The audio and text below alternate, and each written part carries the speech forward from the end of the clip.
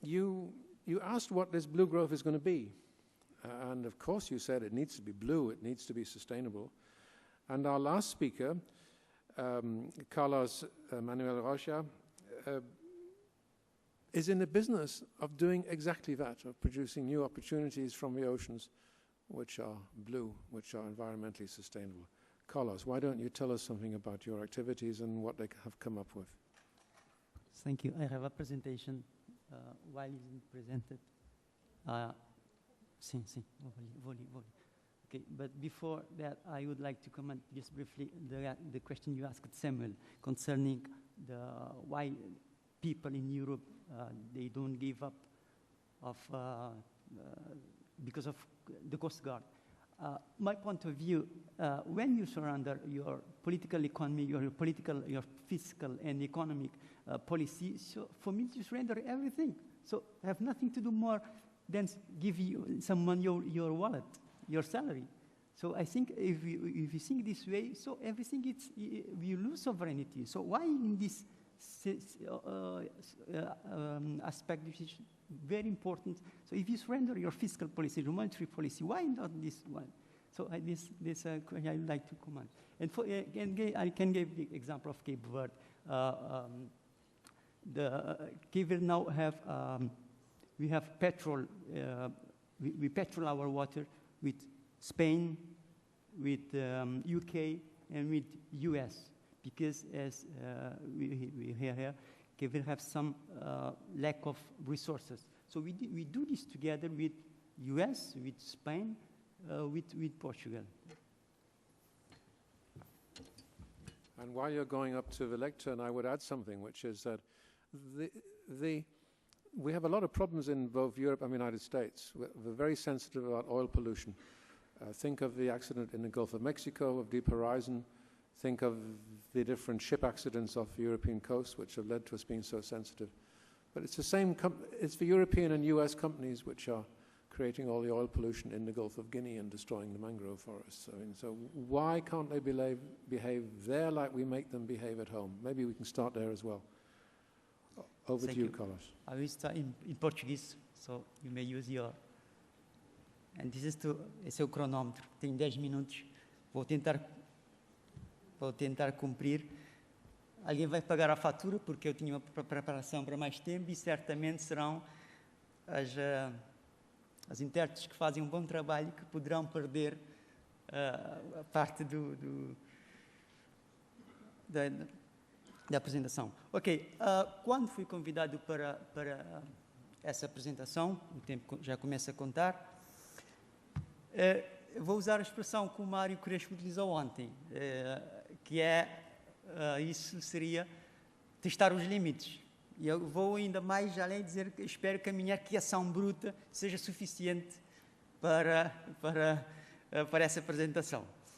E o que é que eu tentei fazer é ver até que ponto Cabo Verde pode ser um player, ainda que pequeno, mas também eu costumo dizer para as senhoras, o perfume não se vende por litro, né? O perfume se vende em frascos pequeninos. E para os homens, não necessariamente só para os homens, mas o bom vinho não se vende em 5 litros, né? Então Cabo Verde, apesar de ser pequeno, também pode ser um player nesse aspecto. E procurei ver como é que Cabo Verde pode também dar a sua contribuição. É claro que não vou passar todo esse slide, porque o presidente da ENAPOR, meu caro amigo aí, Franklin Spencer, falou ontem muito bem nesse aspecto. Portanto, vou ter que passar muito mais rapidamente sobre esses aspectos. Procurei ver essa triangulação entre África, CPLP e o Atlântico no seu todo, não apenas a parte da África, não apenas a parte da CPLP, mas no seu todo. E o segundo ponto é ver Cabo Verde, eu chamo isso a velha realidade para um novo contexto, um novo paradigma. E, por fim, as oportunidades e desafios que isso merece. Oportunidades, quando eu falo oportunidades de negócio, porque eu venho, como John disse, eu faço negócio, e se eu não sair daqui com um contrato de milhões assinado, o meu chefe, que é o Estado, pode-me despedir. Por isso eu tenho de falar de negócio. Ok, dessa triangulação Atlântico, CPLP e África. Primeiro, CPLP. Temos a noção da CPLP, os 8 países, mas já também há países querendo entrar, já há membros, já há observadores e já há interesses oficiais a querer entrar na CPLP. Portanto, já não falamos apenas de um leque muito restrito de países. CPLP, o que nos une é a língua. Eu quero chamar aqui a atenção desse livro que foi produzido pelo reitor do ISCTE, a escola onde eu formei, espero que haja alguém aqui também do ISCTE, que fala exatamente do potencial económico da língua. Porque, às vezes, nós não damos valor à língua. E a melhor forma de, quando a gente quer explorar um recurso, é tratá-lo como um ativo, não é? O lixo, há 20 anos atrás, há 30 anos atrás, não tinha o valor que tem. Mas, a partir do momento que for visto como um ativo, passa a ser um valor, passa a ser explorado. Portanto, ver a língua como um ativo. E podemos ver que, no caso do comércio externo, as proximidades linguísticas têm um impacto quase nulo nas importações, mas já o peso de Angola nas exportações é bastante elevado. Portanto, a língua como um ativo. Podemos ver também que, na parte do investimento direto estrangeiro, Brasil e Angola têm um peso muito significativo, na medida em que representam 17% do investimento em Portugal de origem estrangeira. Portanto, esse estudo foi feito no ano passado. Portanto, a mensagem que eu quero aqui passar, língua como um ativo. E podemos ver que já somos 3,9% da riqueza do mundo em português, né? E da população 3,6%, essa é a percentagem, 3,6% da população mundial. E podemos ver o ranking que a língua portuguesa tem no mundo. Esse slide eu desenvolvi para ver quais os fluxos que teriam maior importância na parte no que diz respeito à língua, e podemos ver que quando mais forte a proximidade, portanto, o investimento direto é fortemente influenciado pela proximidade linguística no que se fala a circulação de capital e de mão de obra. Já no caso do comércio externo, portanto, importações, exportações, já o impacto é moderado. Portanto, e esse autor aqui, o Hegel e o Stickel, eles fizeram um estudo que mostra que a barreira linguística pode representar 15% a 20% do imposto no comércio externo. Ou seja, uma coisa que poderia custar 100, custa, quando é exportado para outro país, ao entrar nesse país, pode custar 115 ou 120. Portanto, é um verdadeiro imposto. O que nos interessa hoje, a zona económica da CPLP também, para ter uma ideia da área da zona económica da CPLP, 7,5 milhões de quilómetros quadrados. Portanto, Cabo Verde é um pequeno país, mas a sua zona económica exclusiva é 200 vezes superior. Para o caso de Portugal, é cerca de 20 vezes superior. O segundo lado dessa triangulação, então, já falei de CPLP, África. Eu trouxe esse slide para vermos a verdadeira dimensão de África. Podemos ver que os Estados Unidos estão lá, cabem dentro da África, a China, Índia, Europa e Itália, Europa do Leste, Alemanha, França, ainda sobeja qualquer coisa. Portanto, para termos a verdadeira dimensão da África. Portanto, a África já está definido como a próxima fronteira do crescimento. Porquê? Porque tem recursos energéticos, tem matéria-prima, tem um mercado potencial. A África tem 136 mil milhões de dólares em fundos soberanos, portanto, já tem algum capital. Tem uma diáspora muito forte, que já tem cerca de 53 mil milhões de dólares no exterior, segundo dados do Banco Mundial. O ano passado, a África foi o único espaço económico mundial em que o consumo de petróleo aumentou 5%. Agora, é claro que está a partir de uma base muito baixa. Enquanto que aumentou 1% a nível mundial, em África foi 5%. Por isso é que a África já está definida como a próxima fronteira do crescimento. Aqui, portanto, podemos ver que o crescimento externo, as exportações da África aumentam, mas também o consumo interno também da África aumenta. E a África também tem sido uma das economias que mais tem crescido desde 2000. Na parte das tecnologias de comunicação, podemos ver o que é a África hoje, o que é a África daqui a 25 anos, mais de 50% da penetração da internet. com o comércio online a ser superior a 75 bilhões, portanto, a África é efetivamente o continente do futuro. É claro que existe ainda um longo caminho, é quase como uma autoestrada, mas vai-se começando dando os primeiros passos. O terceiro lado, o Atlântico, já se falou aqui há especialistas, não vou entrar muito nesse detalhe, mas o Atlântico tem uma posição geoestratégica para os Estados Unidos e para a Europa, sem falar África. Já se falou aqui do risco dos tráficos, dos ilícitos, do terrorismo, a preservação dos recursos, portanto, não vou entrar muito em detalhe, só para dizer aqui, na parte do terrorismo, há poucos anos o terrorismo estava da outra parte, portanto, na Somália, mas a comunidade internacional fez um excelente trabalho e hoje conseguiu-se limpar aquela zona e parece que estão agora no Golfo da Guiné. Portanto, devemos tomar atenção nessa parte do Golfo da Guiné. Também, em termos de recursos, o Atlântico possui bastantes recursos. Em 2009,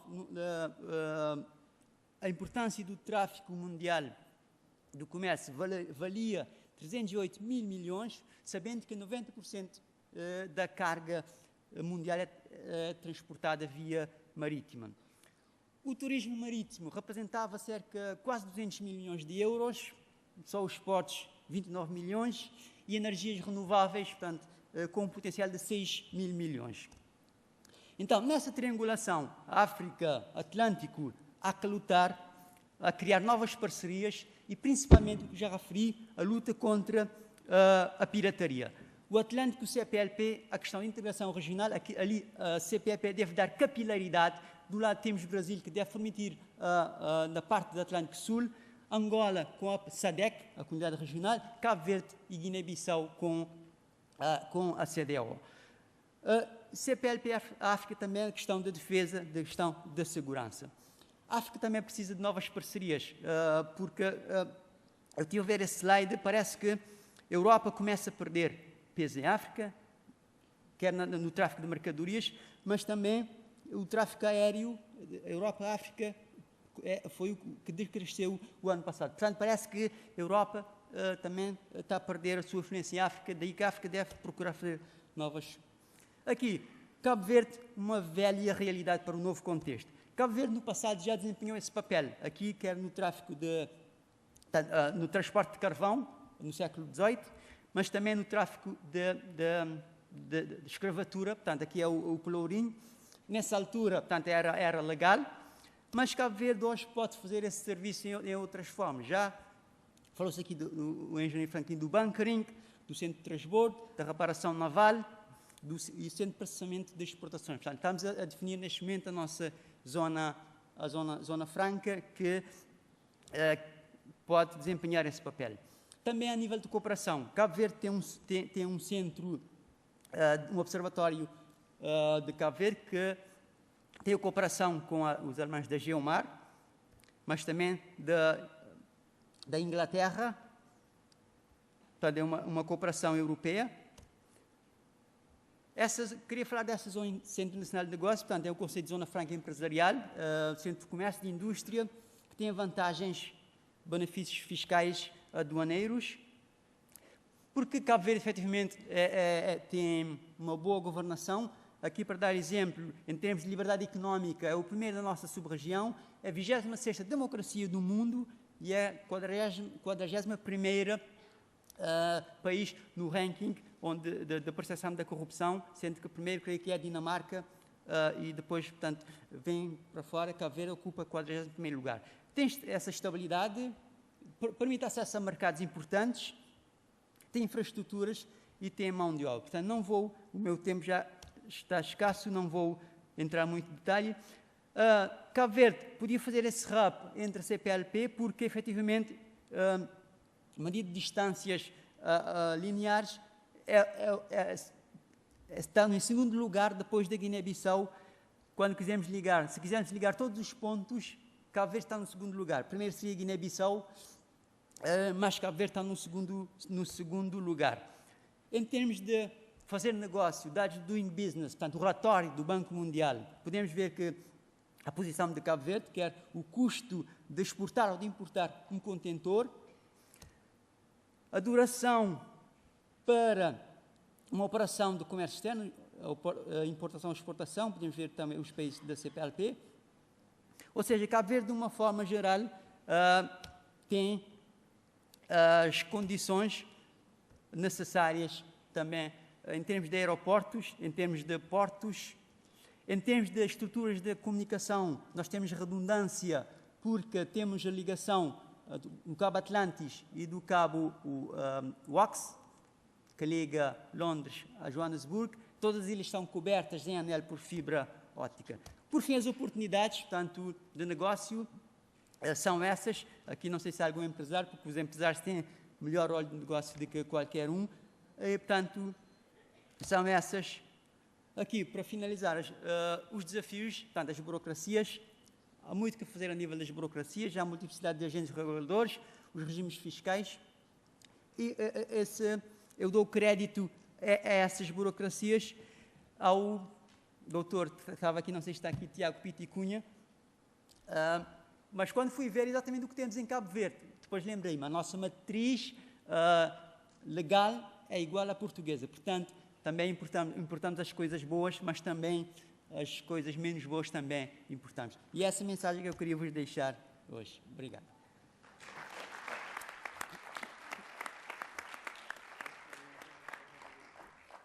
Thank you, Carlos. That was an extraordinarily rich presentation.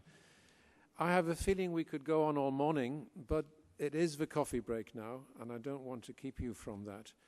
Let me just, I can't sum up this discussion, but what I can do is make a concluding comment, which is that we have, all of us in our own ways, tend to specialize.